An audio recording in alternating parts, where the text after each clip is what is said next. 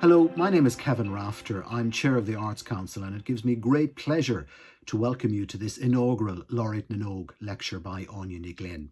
Áine's appointment as the Laureate na nÓg was announced earlier this year. She's the 6th Laureate na nÓg. The first holder of the title was announced back in 2010, but she's the first author who writes exclusively in Irish to be awarded this honour, and she will be our Laureate na nÓg until 2022. The idea behind the laureate scheme is to honour an artist of exceptional talent and commitment, and to celebrate literature for children and young people. As Chair of the Arts Council, I was Chair of the selection panel which chose Áine Ni Ghlinn, and I can tell you that all of the panel members were delighted that she was going to be our 6th Laureate na nÓg. In her writings, she meets all our ambitions for a laureate, honouring the very finest artists in the area of children's literature. I know, and we all know, how challenging the last number of months have been because of the COVID-19 pandemic. It's been tough for everybody, but the arts has helped us to get through these difficult times. For me, certainly reading has been one of those great escapes.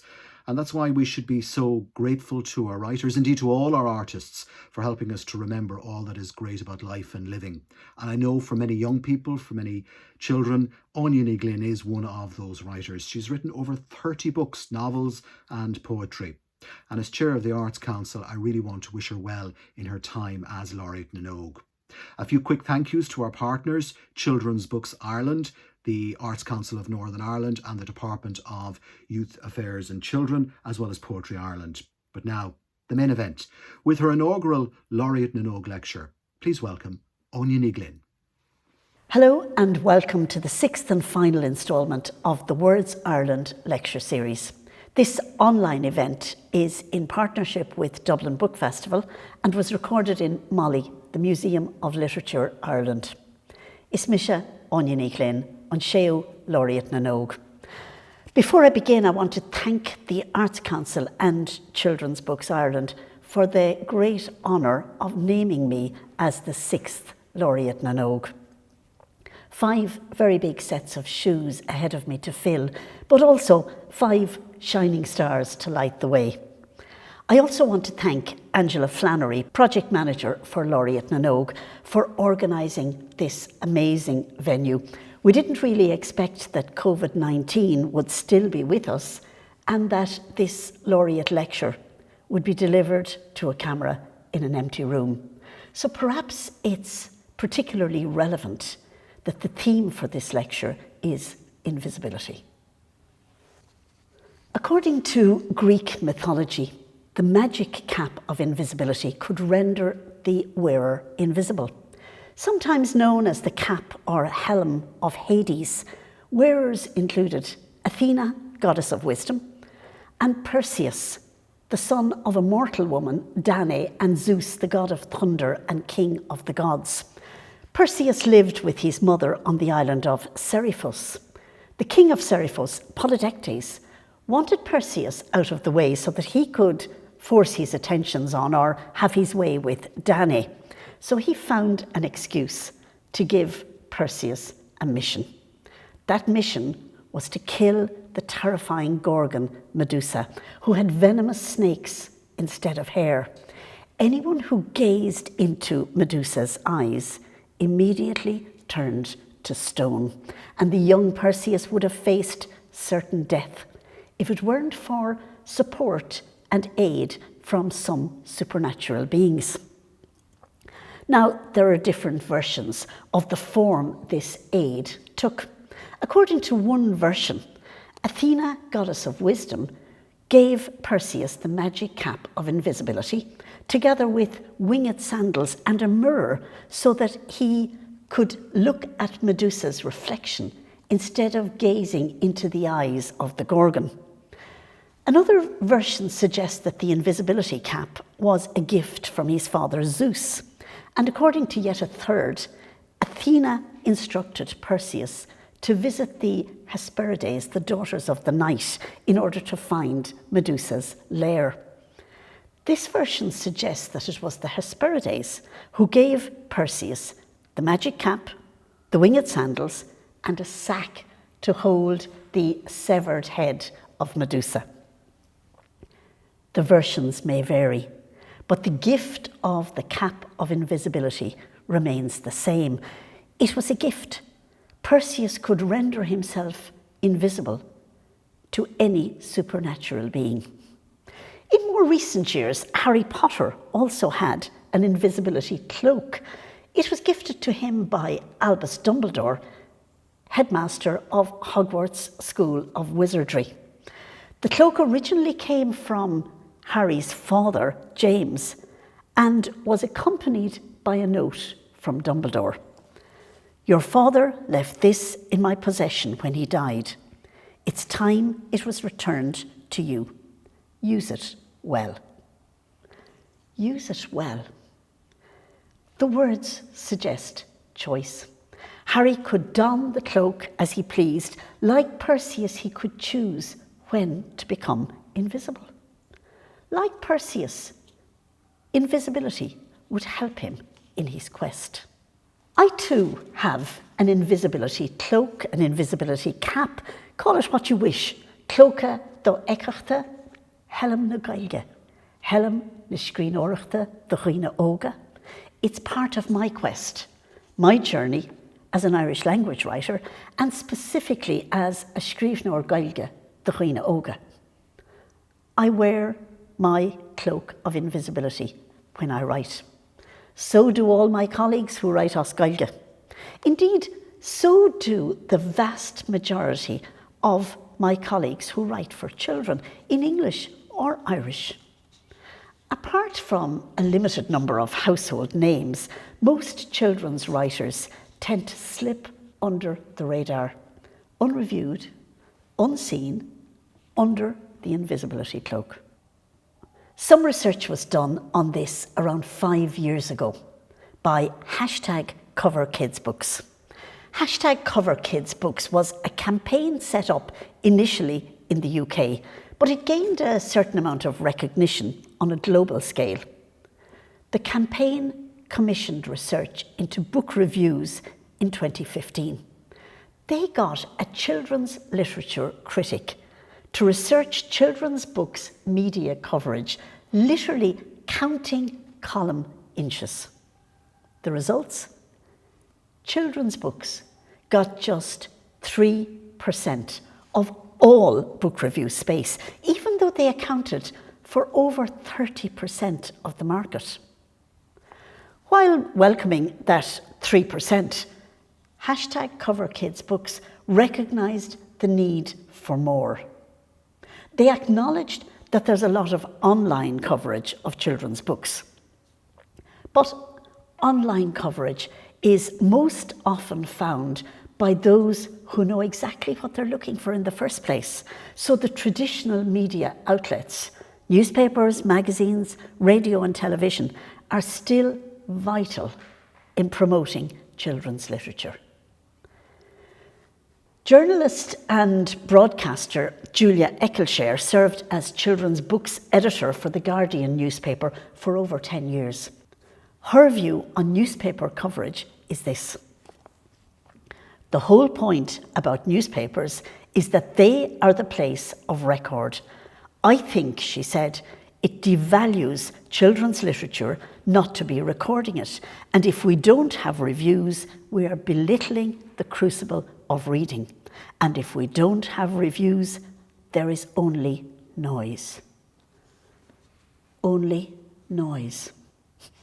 When it comes to reviewing Irish language books for children, I would take it a step further.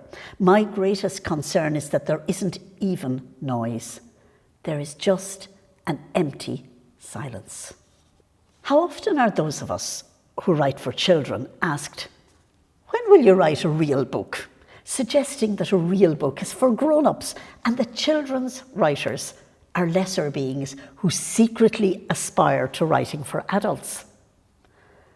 Add to that an extra layer of invisibility if you write in Irish. How often are those of us who write os Gaeilge for children or adults asked, is it available in English?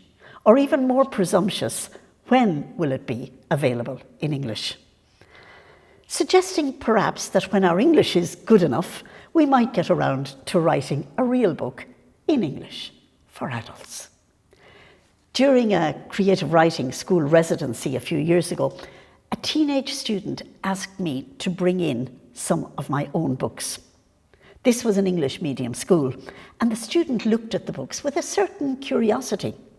She looked first at some young adult novels. She looked at the covers, at the blurbs, the titles. She moved on then to books for younger readers and was quite annoyed that this was all she could manage.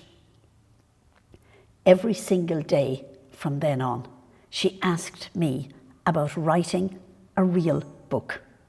What fascinated me was her assumption that it was up to me to change. It was up to me to facilitate her by writing my young adult novels in English. This was an intelligent young woman who had no idea that there is a cohort of readers out there who choose to read in Irish. She had no idea that books as Gaeilge existed outside a school environment. Those of us who write for young people as Gaeilge are therefore doubly invisible. We're in a niche within a niche. Invisibility within invisibility. We wear both the cap and the cloak.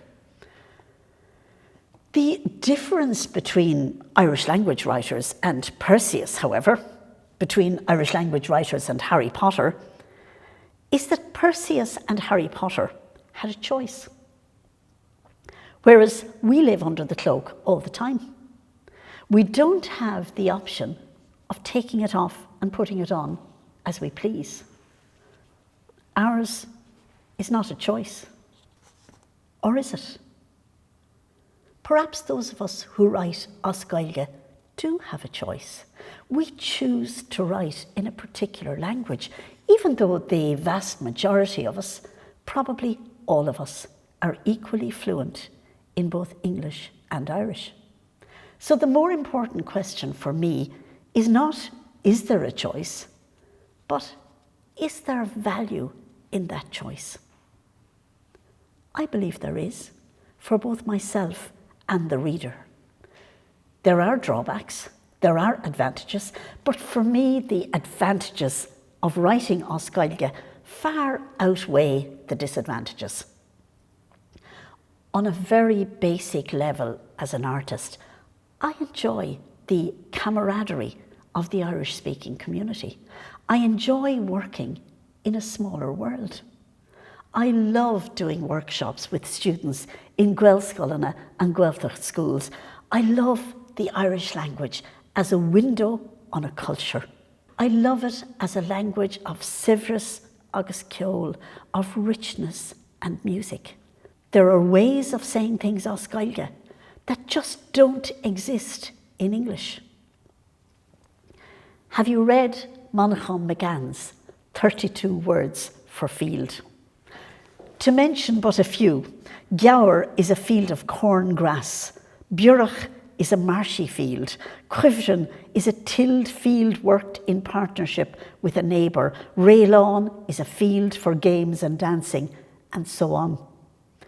To a city dweller, Monaghan says, this land may all look the same, and in English each would probably be just referred to as a field.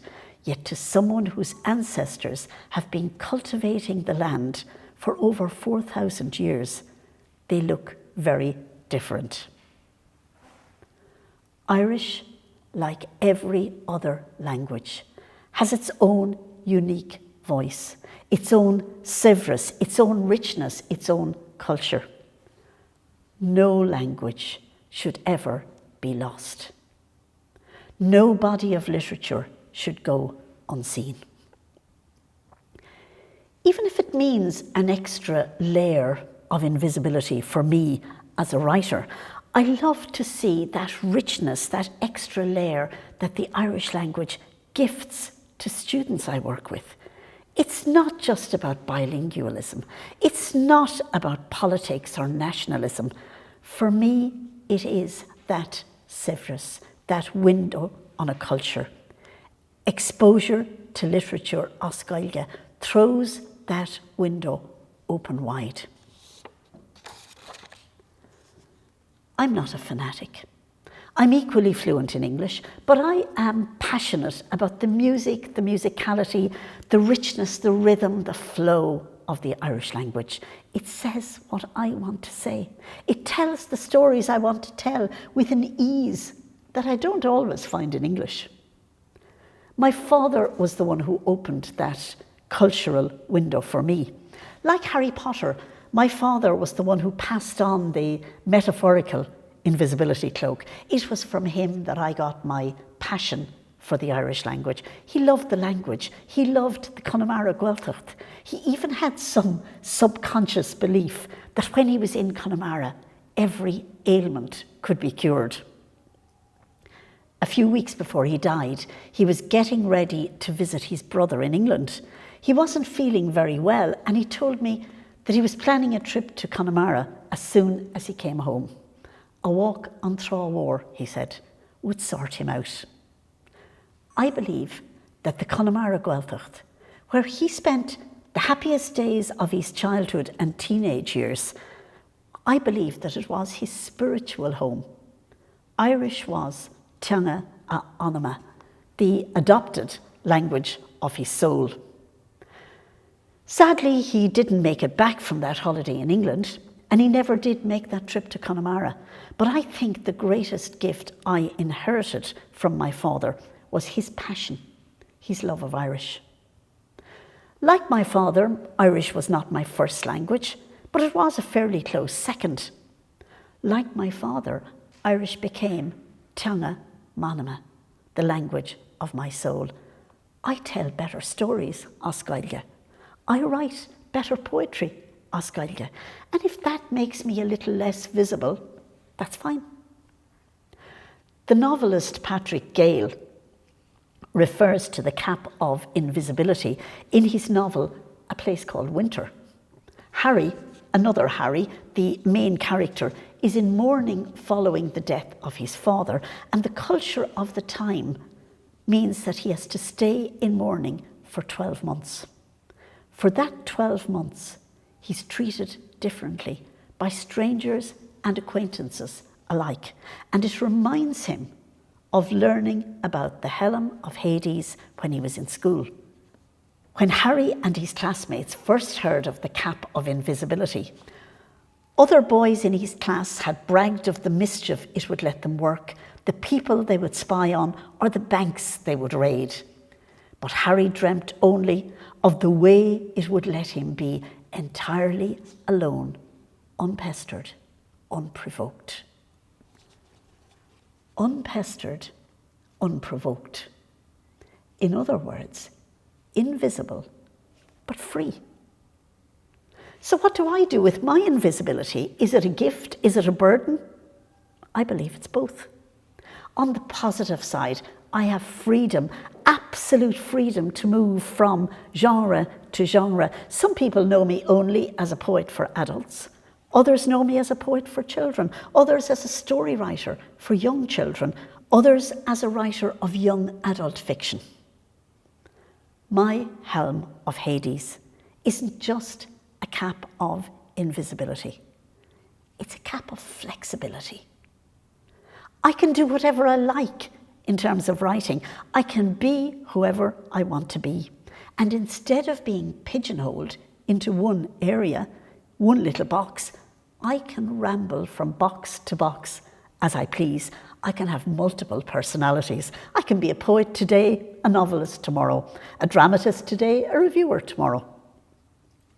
Of course, there are disadvantages too. Invisibility is fine when you're writing a book. It's wonderful to sit at your desk, unpestered, unprovoked, for whatever length of time it takes to get that book down on paper or into the computer. But it's not so fine when it comes to publicity, marketing, readership. That's where a lack of visibility becomes a problem. Irish is a vibrant, living language. However, especially when it comes to reading, it's also a minority language. That's a reality that Irish language writers have to deal with as best we can. We're writing for a limited readership. There's also the fact that we're a small community of Irish language writers. This means a limited range of books in any specific category.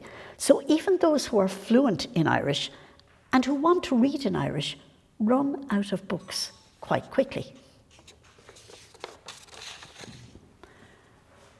There are more Irish language books on the market now than there were 10, 15 years ago. But if a young reader wants to focus on a specific category, be it humour, adventure, detective, science fiction, or whatever, he or she will get through the Irish language books very quickly. So for those who are still reading in their teens, they tend to move more and more towards reading in English. A recent survey undertaken by Children's Books Ireland showed that for those involved in Irish language books and reading at all levels, be it as parent, publisher, author, teacher, the invisibility of Irish language books for children is the greatest challenge. During my term as Laureate Minogue, my aim is to make Irish language writers more visible, to make Irish language books for children more visible, so that all children have access to reading As Gaeilge for pleasure. On appointment to the role of laureate, I said, and I quote, "As a central part of my laureate term, I want to raise the profile of children's literature As Gaeilge and to bring Leabhar Gaeilge the Fáistí into the mainstream conversation. I want children, parents, grandparents, teachers to have the same access to high quality children's literature As Gaeilge as they already have in English. Children deserve the opportunity to engage with Irish language literature for pleasure and not just for schoolwork." Now, I'm a realist. I'm not suggesting that I can change the world, but I would like to change just one corner of the world. I would like Irish language books for children to be out there sharing the same platform as English language books. Why? Why is that important? Well, let's look briefly at some statistics.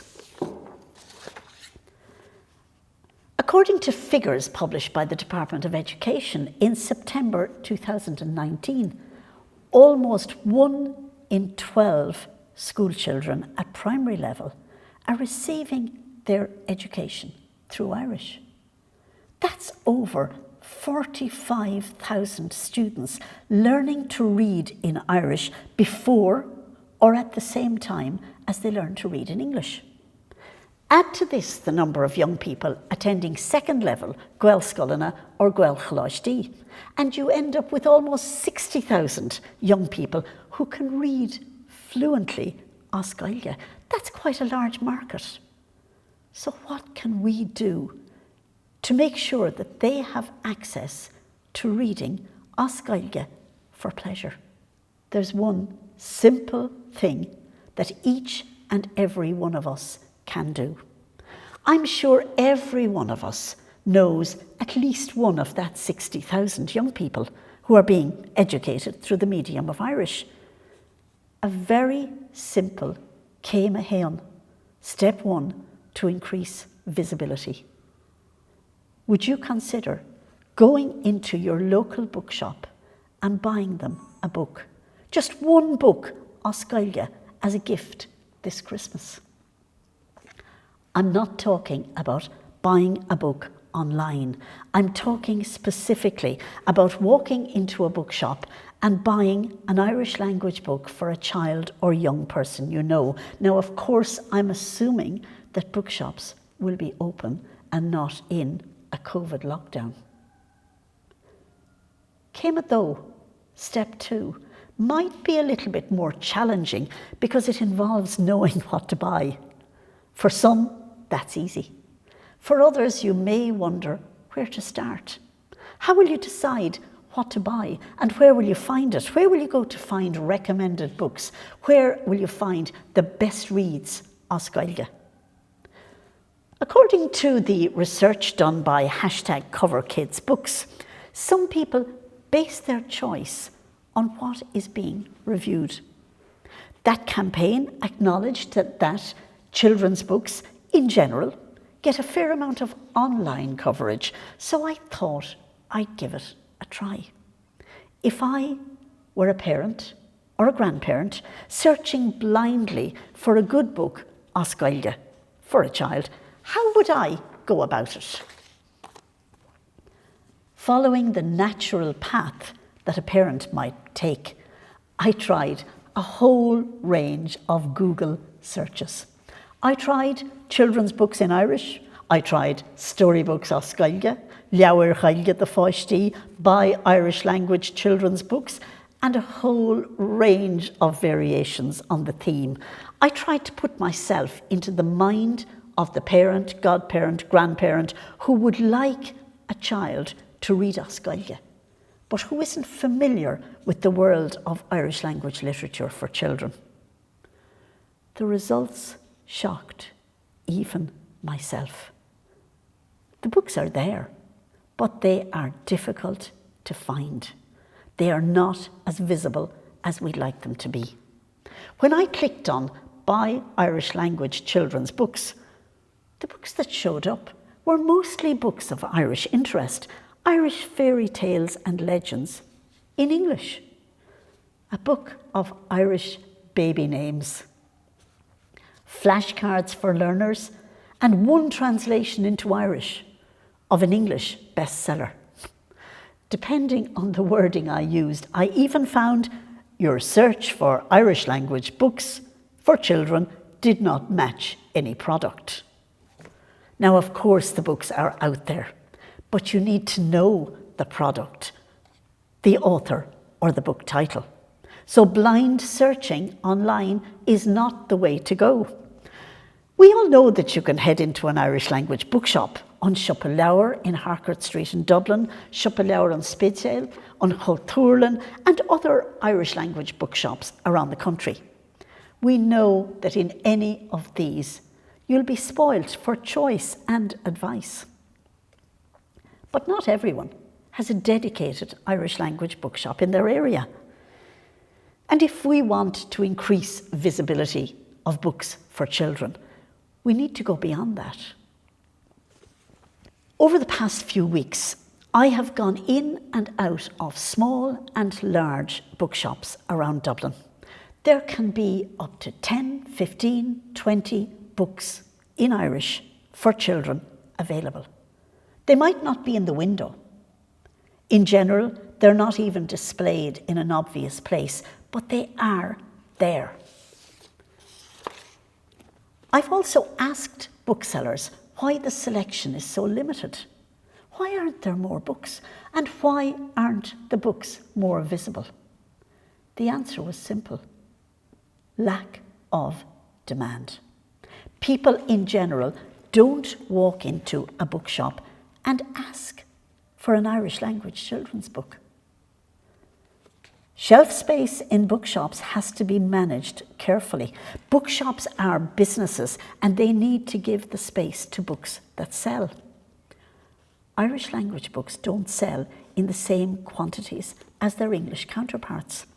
Only a very limited number of customers come in and ask for an Irish language book for children. Now, you don't expect your grocery store to continue stocking a cake that only one person a month eats. So you can't expect your bookshop to stock a book that only a few people buy. Now, I know that this can be a vicious circle. So how do we break the circle? How do we resolve the problem? How do we change that? We must take responsibility. We must create the demand. We must buy the books.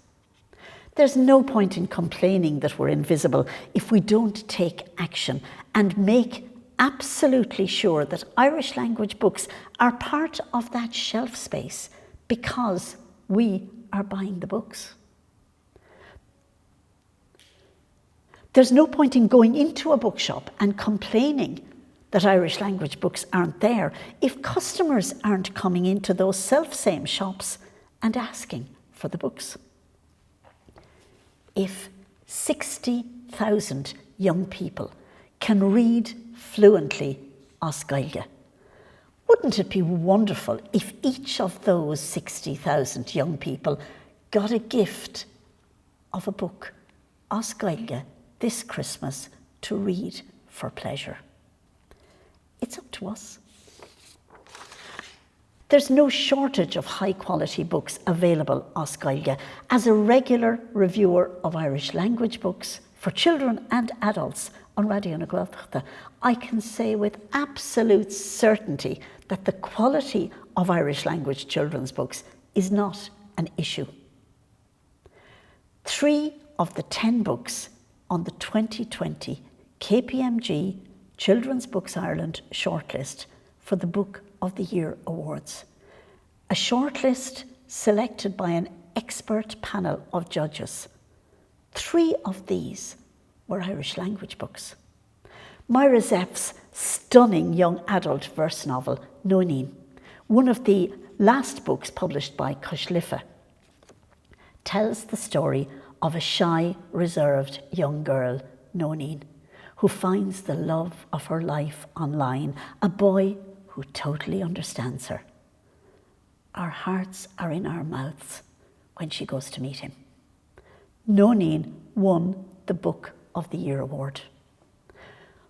Also on the shortlist, Mór agus Muilk, Kim Sharkey's magnificently illustrated retelling of an old folk tale, published by Éavlóid, went on to win the Eilish Dillon Award for a first children's book.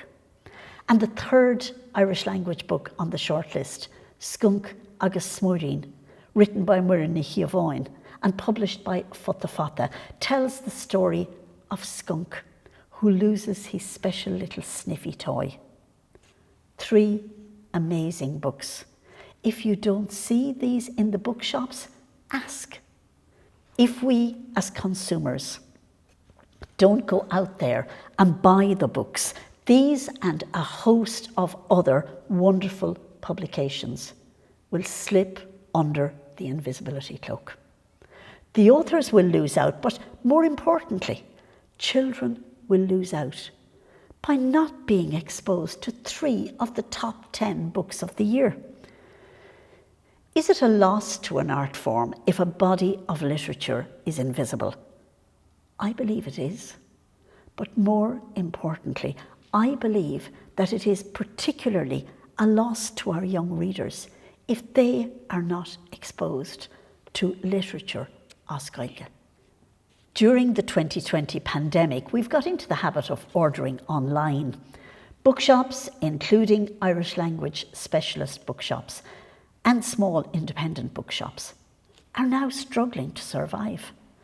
We cannot afford to let them die. We need them and they need us. There's a whole ecosystem out there. Readers, writers, illustrators, publishers, booksellers. Now more than ever, we need to support one another. Remember, it's not up to the bookshops to display the books if nobody is buying them. It's up to us as readers to create the demand. If you are a parent, grandparent, godparent, aunt, uncle, and you don't know what to look for, don't waste time on a blind search. Instead, check out Irish language publishers. Go then to their websites, Ungoom, Untnochid War, Futta Fata, Clóir Chonacht, Éavlóid, Leabhar Cóir, Coislife. Look at what they have on offer. Explore the websites. Look at the covers. Look at the blurbs, at the age range, and then choose. Then, armed with that information, go out there and ask your local bookshop to order the book for you. And as for booksellers, for the final few weeks in the run-up to Christmas, what about putting just one Irish language book in the window? If you need help choosing a book, contact Children's Books Ireland or contact me. I'm happy to help. Could you make sure that Irish language books for young people are there for Mamo agus Dado, for uncles, aunties to see, to give as a gift for Christmas? And granny, granddad, uncles, aunties, please would you give one Irish book for Christmas this year? Would you help me in my role as Laureate Nanog to lift one corner of that invisibility cloak, to pull the helm of Hades away from children's literature as Gaeilge? Give our young people the joy of reading as Gaeilge as well as as Béarla. Throw that window on our culture open wide. Support our bookshops. Support our young readers. Bíoch deisiacha, leabhar a léamh as Gaeilge, mar fléisiúr, seachas díreach mar obair scala. Gur míle maith agaibh.